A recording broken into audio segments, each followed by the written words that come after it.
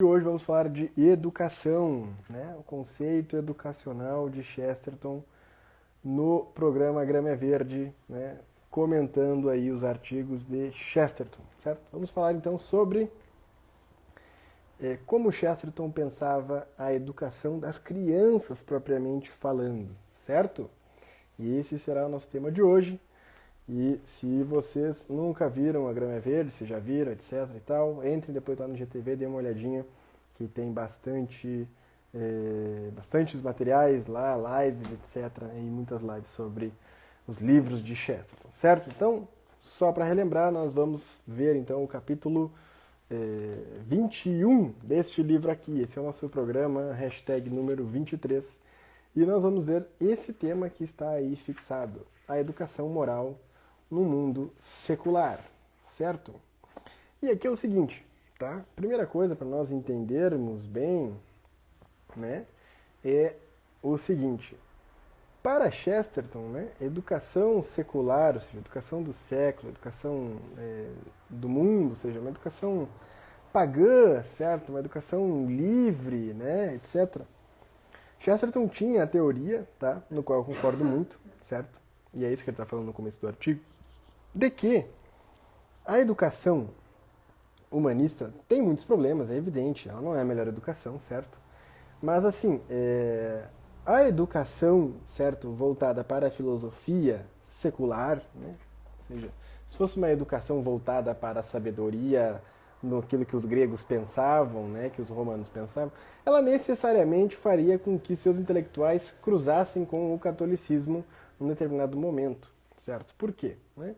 Porque o paganismo precede o cristianismo. Então, quando você vai buscando a verdade, vai buscando a sabedoria, vai buscando a filosofia, você necessariamente cai no campo da religião, né? Você começa a perceber que é necessário ter fé, que é necessário crer em algumas coisas, que há conhecimentos implícitos na realidade, que nós precisamos aderir a eles, etc, etc, etc. Tá bom? Então, Chesterton acreditava nisso, né? E numa Inglaterra, né, profundamente estatal, profundamente anglicana, certo? No sentido pejorativo da coisa, né, no sentido dos problemas que envolvem, né, a educação moral dos protestantes, etc. E Chesterton nessa época era protestante, mas ele via as questões desse modo, certo?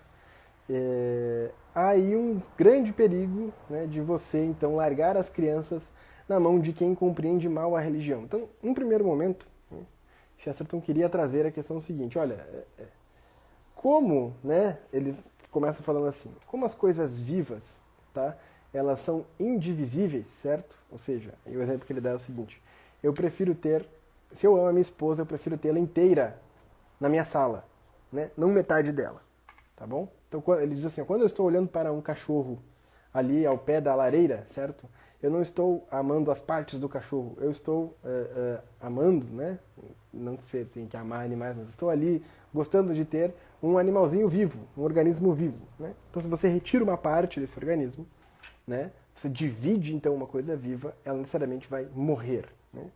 E para Chesterton, né, a busca da verdade, a busca da sabedoria é um organismo vivo indivisível da verdade do catolicismo. Então, se você começa a buscar a verdade, mesmo que seja numa educação secular, né, buscando boas gramáticas, buscando as artes liberais, buscando a verdade na filosofia, na história, etc., você vai acabar cruzando com o catolicismo e a verdade vai surgir por ali, certo? Então, esse é um primeiro ponto que Chesterton fala. Agora, por que Chesterton levanta essa questão? Porque na época ele acabou lendo um manual, né, vou ler aqui para você, da Liga da Instrução Moral, né, e outras aberrações universais, diz ele. Né? Ele pegou um manual, né, de instrução moral, onde a educação, segundo aqueles educadores, né, deveria ser feita com determinados princípios. Né? E aí o Chesterton fala, certo, o seguinte: bom, esses determinados princípios, eles se tratam, né, eles dizem tratar, então, da educação de crianças, certo? Dizem que é sobre isso. Até aí tudo bem. Mas é a mesma coisa, ele começa a usar esse exemplo. E, quem não gosta dos exemplos de Chesterton, certo? Não tem parte com minha pessoa e com a sociedade inteira, que eu vou falar em nome da sociedade, certo? Quem não gosta dos exemplos sensacionais que Chesterton dá, não tem senso de humor, tá? Então, assim, ele fala o seguinte: quando você, né, vai escrever, então, um livro, um artigo, uma teoria sobre cavalos, e você diz o seguinte: bom, os cavalos, eles precisam, né, realmente comer alpiste, né, e esses cavalos precisam ser criados nos seus ninhos, né, e quando eles estiverem grandes, eles precisam, então, bater asas e voar, mas até lá nós devemos cuidar de suas penas, né, etc. Caramba! Né? Ele diz que está falando de cavalos, ele está escrevendo sobre cavalos, para cavalos, etc. Mas ele está falando de pássaros, certo? E o que eu já começo a falar sobre isso, se você já entendeu, né? É que as pessoas no mundo moderno, né, têm a pretensão de escrever, então, sobre educação para crianças sem ter uma mínima noção do que é uma criança e de como se educa uma criança de fato. Certo? Então, veja, Chesterton está dizendo, olha, eles querem fazer uma liga da instrução moral e educar as crianças, né, com uma educação moral, mas eles não fazem ideia do que seja uma criança e como é educar uma criança. E como que ele tem certeza do que ele está falando, certo? Bom, eu vou ler para vocês aqui o trecho, então, que é sensacional, né? Onde ele está falando que os pais, né, eles acham o seguinte, eles falam, esses pais não, desculpa, esses educadores, né? Eles falam como se o governo de uma casa se ocupasse apenas com o que a gente deveria fazer com a criança. Então, é uma educação que pensa o que a gente vai fazer com a criança. Ou seja, a educação na casa é isso aí, o que eu vou fazer com a criança? Boa parte da coisa, ou seja, em contrário, né? Boa parte da coisa ocupa-se com um problema desesperador do que a criança fará com a gente. Falam sobre dar este ou aquele toque final à forma da vontade da criança, como se a criança não tivesse vontade própria. Falam sobre formar a mente da criança como se a criança já não houvera formado sua própria mente e não a conhecesse incomumente bem. Se se trata de uma briga ou do conhecimento sobre o mundo, uma criança é mais fraca do que um homem. Mas não há nada que prove ser a criança mais fraca na vontade ou nos desejos. A gente sai de uma obra educacional moderna sentindo que estivéssemos a juntar pedacinhos de massa de modelar colorida até formarmos a imagem ou estatueta de uma criança pequena. Saímos do lidar com uma criança pequena, e aqui na opinião de Chesterton, né? Como é que a gente sai então quando a gente lida com uma criança pequena? Sentindo que estivéssemos a lutar com anjos e demônios gigantescos, com o primeiro turbilhão de malignidade a entrar de roldão no universo e a primeira catarata de inocência a fluir de Deus. Certo? Ou seja, esses educadores não conseguem entender, né, onde as crianças de fato são melhores que nós, onde as crianças de fato são piores do que nós, e por que então que essa educação não vai dar certo. E aí o Chesterton fala o seguinte, né, ele usa o exemplo justamente sobre este manual da Liga, então, da Instrução Moral para Crianças, certo? Que é o seguinte, meus caros, existia então nesse documento, né, uma proposta de que as crianças deveriam ser educadas vendo a bondade e a beleza que está no bem, e não necessariamente reforçando, né, aquilo que há de negativo na moral, ou seja, aquilo que é de proibitivo. Nós não deveríamos focar para as crianças naquilo que é proibido, mas na beleza que é fazer o bem e amar o outro, e etc, etc. E o Chesterton fala assim, não, está tudo errado, meus caros, está tudo errado. A criança não precisa, né, que reforce para ela aquilo que é a beleza e o bem das coisas, num primeiro momento. Porque a criança precisa de limites para que ela saiba o que ela não pode fazer. Os homens adultos, esses que são pérfidos, esses que são, né, pessoas que realmente podem fazer maldade, se perder nas suas inteligências, etc., esses precisam sim saber, né, da beleza que há em você contemplar a natureza.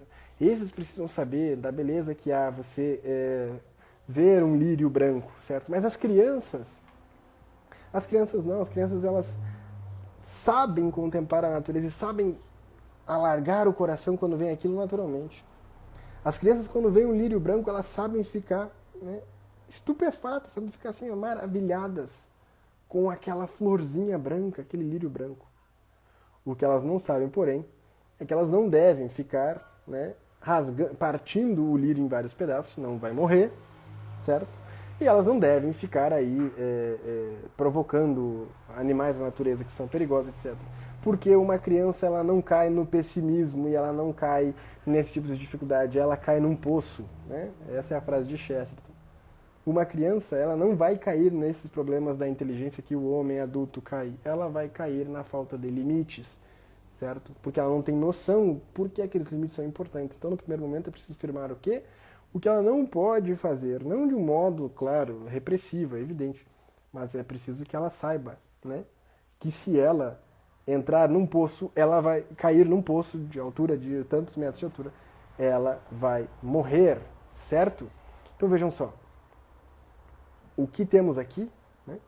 Temos aqui, então, um confronto de Chesterton, claro, sobre um manual. Ele diz, olha, não é que eu li só esse manual, eu li vários manuais de outros pedagogos, de outras pessoas de história da educação. Eu li muitos professores e educadores e eu percebo que todos eles não fazem ideia do que estão tratando. Porque tratam a criança justamente naquilo que ela não tem. E tem aquela falsa noção, e aqui ele começa a encerrar o final do artigo, né? Aquela falsa noção de que a criança precisa então estar dentro de um processo de progresso, né? Ou seja, essa educação para o progresso, esse progressismo que está imiscuído dentro da educação, né? Ou seja, essa noção da criança ter que entender e fazer parte da revolução, né? Essa noção da criança entender que ela tem algo a ensinar para a avó dela, certo? Essa noção da criança achar que ela tem que então ensinar os seus pais, né? Quando na verdade, a gente sabe, é isso que eu vou ler o trecho aqui para vocês, não ficar apavorados, né? A gente sabe que a gente tem muito a aprender com as crianças, certo? Mas é algo inconsciente por parte delas. Enquanto que aquilo que nós temos que ensinar às crianças é consciente. Então como é que o Chesterton exemplifica isso, né? Quebrando a ideia de progresso, certo? Ele fala o seguinte: a criança quer aprender as coisas fixas, não as voláteis. Né? Ela quer o mar, não as ondas. Quer a beleza, não a moda. E aqui começa. Não há por que lhe dizer, com 5 anos, para inventar uma nova moda em chapéus. Se ele aprender a tirar o chapéu dentro de casa, já se terá aí muita coisa para o pequeno bruto. Não se pode esperar que ele aprenda a respeitar a humanidade, coisa que é muitas vezes difícil que só, e ao mesmo tempo aprender a melhorá-la. Não obstante, esses programas de instrução ética estão repletos da ideia recorrente de novidade, de inovação, da busca pela verdade. O que tem uma criança a ver com a busca pela verdade? O máximo que a gente pode pedir de uma criança é que ela conte a verdade que já sabe, não que saia por aí a buscar a que não sabe. Mas os tais livros e panfletos, página após página, uma centena de maneiras elusivas, bate-se na mesma tecla, que a criança tem de ser progressista, que ela deve conceber a moralidade como uma reforma, que ela tem de sair à cata de maravilhosas mudanças modernas. Em suma, que ela tem de ensinar a sua avó como tricotar. Ora, estou longe de negar que no contato entre a criança e a avó, ambos têm muito a aprender. No geral, me parece que a criança tem mais a dar que a avó. Mas é a essência da criança que ela deu o que tem para dar inconscientemente. É a essência da avó que ela o dê conscientemente, à força da astúcia dos anos acumulados. Noutras palavras, eu objeto a criança ensinar a avó, mas não objeto a avó aprender com a criança. Meus caros, isso aqui chega a arrepiar, entendeu? É um negócio espetacular. Caramba, o Chesterton é sensacional, meus caros. Vocês conseguiram compreender o negócio? É uma educação invertida, é uma educação, totalmente deturpada. Tá tudo ao contrário, tá tudo de cabeça pro ar. É a grama laranja, meus caros. E o Chesterton está dizendo, não, a grama é verde. Uma criança é uma criança. A gente deve educar uma criança com outros princípios que não os modernos. Por quê? Né? Porque se continuar fazendo o que estão fazendo, vai dar brete, né? Como a gente fala aí em gírias. E deu no que deu, né? A educação do século passado, a educação desse é como estão saindo da escola as nossas crianças. Falhou, acabou, meus caros, certo? Não tem, é indefensável, certo? E quanto mais os resultados são piores, quanto mais são catastróficos os resultados, mais eles tentam dizer que eles têm a solução para resolver o problema que eles mesmos causaram. E que o Chesterton está querendo dizer, olha, meus caros, então pelo menos abandonem, saiam da educação e deixem que a gente se vire, certo? Saiam fora, porque vocês estão atrapalhando e estão fazendo com que o mundo inteiro enlouqueça, né? Porque até mesmo a noção de educação moral, quando mal concebida, pode fazer com que a criança então seja educada de modo totalmente transviado e não consiga compreender a realidade de fato, certo? Então, esta é a noção educacional de Chesterton para as crianças. Você precisa educar uma criança, certo, com aquilo que de fato ela precisa. Limites, né? Verdade, evidentemente ela falar a verdade, né? Ensinar ela coisas que ela não sabe a partir do que? Da experiência, da repetição, etc. Né? Então é por isso que você faz o quê? Você começa a ensinar ela a ler e escrever, você começa a ensinar ela a fazer aí uma inclusão, né, nas artes, as artes como um todo, na poética de Aristóteles, etc. Então você vai introduzindo a criança, né, aos poucos, a partir das suas capacidades, daquilo que ela é, né, daquilo que ela sabe fazer. E não querendo transformar a criança naquilo que a sua ideologia educacional acredita que ela deveria ser. Este é o problema. É você, então, tratar, né, de um cavalo como se ele fosse um pássaro, certo? Este é o grande exemplo sensacional que o Chesterton dá.